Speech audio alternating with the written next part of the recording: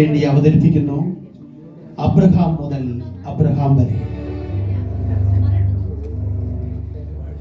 Abraham ബഹുജാതികൾക്ക് പിതാവ്. ദൈവത്തോടുള്ള സ്നേഹത്താൽ തന്റെ ഏകജാതനായ പുത്രനെ ഒരു മടിയും കൂടാതെ യാഗം കഴിക്കുവാൻ തയ്യാറായവൻ. ഉൽപ്പത്തി പുസ്തകത്തിലെ അബ്രഹാമിൽ നിന്നും ആധുനിക യുഗത്തിലെ അബ്രഹാമിലേക്ക് ഇന്നലെയും ഇന്നും എന്നും ഒരു നാളും ദൈവത്തിന് മാറ്റമില്ല. എന്നാൽ നമ്മിലെ അബ്രഹാമിനോ ഞങ്ങൾ തുടരട്ടെ.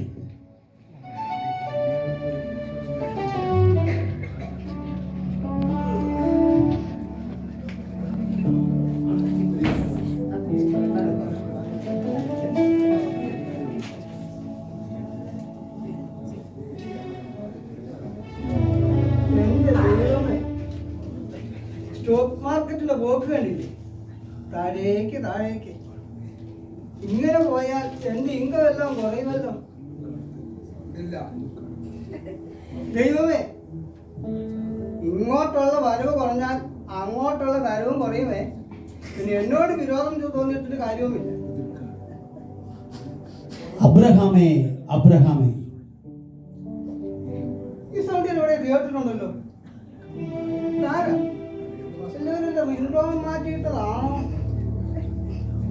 അല്ലല്ലോ.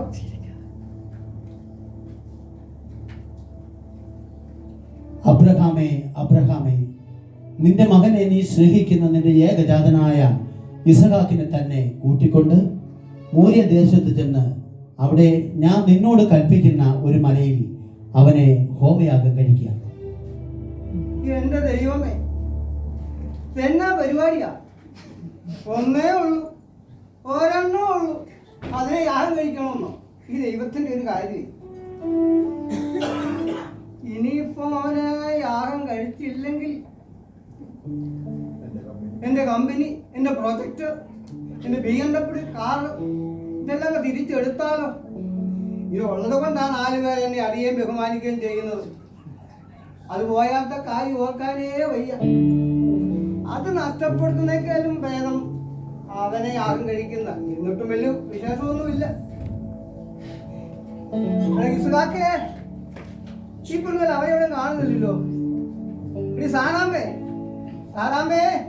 എന്താ മനുഷ്യ, ഞാൻ ഇവിടെ തന്നെ ഉണ്ട്. ഇങ്ങനെ അവിടെ നിന്ന് വിളിച്ചു പോവാതെ. ഞാൻ ഒരു 100 വട്ടം പറഞ്ഞിട്ടുണ്ട് എന്നെ ചാറാമ്മേ ചാറാമ്മേ എന്ന് വിളിക്കരുത്. പിന്നെ എന്തോന്ന് വിളിക്കണം? അതെന്നെ സാരൂന്ന് വിളിച്ചാൽ മതി. നാട്ടിൽ വട്ടക്കൊറ്റ കിട്ടി നടന്ന വർക്കിച്ചാന്റെ മോള 4 കാശായി കഴിഞ്ഞപ്പോ ഷാരൂ.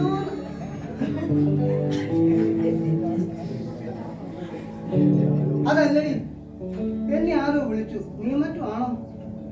ഞാനൊന്നും വിളിച്ചില്ല. വലിയ സ്വപ്നം കണ്ടതായിരിക്കും.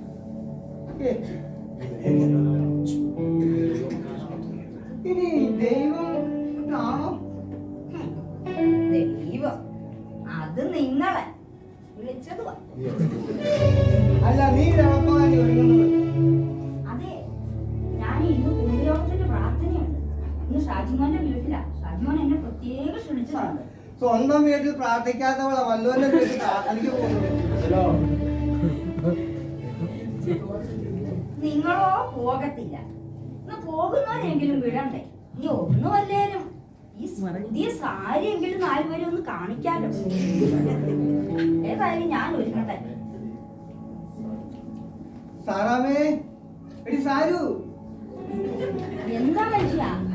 ഇപ്പോഴെല്ലാം അവനെ കാണുന്നില്ലല്ലോ. അവനെ ഒന്ന് വിളിച്ചേ. എനിക്കെങ്കിലും വയ്യ അവന്റെ വായിരിക്കുന്നതെല്ലാം ഞാൻ കേൾക്കാൻ. അച്ഛൻ തന്നെ അങ്ങ് വിളിച്ചാ മതി.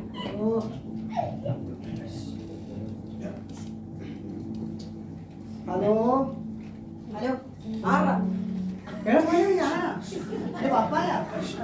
പപ്പയാണേലും ഏത് കുപ്പയാണെങ്കിലും ക്രിക്കറ്റ് കളിക്കുന്ന സമയത്ത് എന്നെ ശല്യപ്പെടുത്തുമെന്ന് ഞാൻ പല പ്രാവശ്യം പറഞ്ഞിട്ടുള്ളതാണ്. നമ്പർ കണ്ടിട്ട് മനസ്സിലായില്ലേ? ഞാൻ ആവശ്യമില്ലാതെ ആരെയും നമ്പർ സേവ് ചെയ്യാൻ. ഞാൻ നിനക്കൊരു ഐഫോൺ മേടിച്ചു വെച്ചിട്ടുണ്ട്. ഓടി വാ. ഐഫോണോ? ഞാൻ എത്തി. മോൻ വന്നോ? ഇല്ല, കഴിച്ചോ? അതുകൊണ്ട് ഐഫോണോ? അത് ഞാൻ മേടിച്ചു തരാം. അപ്പനായ വാക്കിനൊക്കെ ഒരു സ്ഥിരത. അത് പോട്ടെ, നമുക്കൊരു സ്ഥലം വരെ പോകാം. ഞാനൊന്നും ഒരു സ്ഥലത്തോട്ട് എനിക്ക് മൗണ്ട് മോറിയ വരെ ഒന്ന് പോകണം. മൗണ്ടനോ? എനിക്കൊന്നും മല കയറാൻ ഏ? എനിക്ക് മല കയറാൻ പറ്റത്തില്ല. പറ്റത്തില്ലെന്ന് പറഞ്ഞാൽ പറ്റത്തില്ല. നിനക്ക് പറ്റത്തില്ല. എന്നാ ഞാൻ നിന്നെ ഒന്ന് കൊണ്ടുപോകാൻ നോക്കണം. ഒന്നുമില്ലെങ്കിൽ ഞാൻ എന്റെ അപ്പനല്ലേ. പാടാ കൂടെ.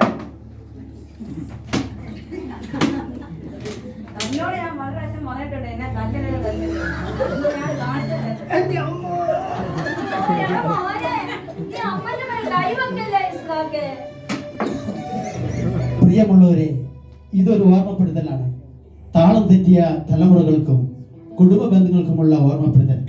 എളിയ അവതരണത്തിലൂടെ ചിരിയുടെ നുറുങ്ങുപട്ടകൾ നിങ്ങളെ ചിഹ്നിപ്പിച്ചുവെങ്കിൽ ഞങ്ങൾ കൃതാർത്ഥരായി.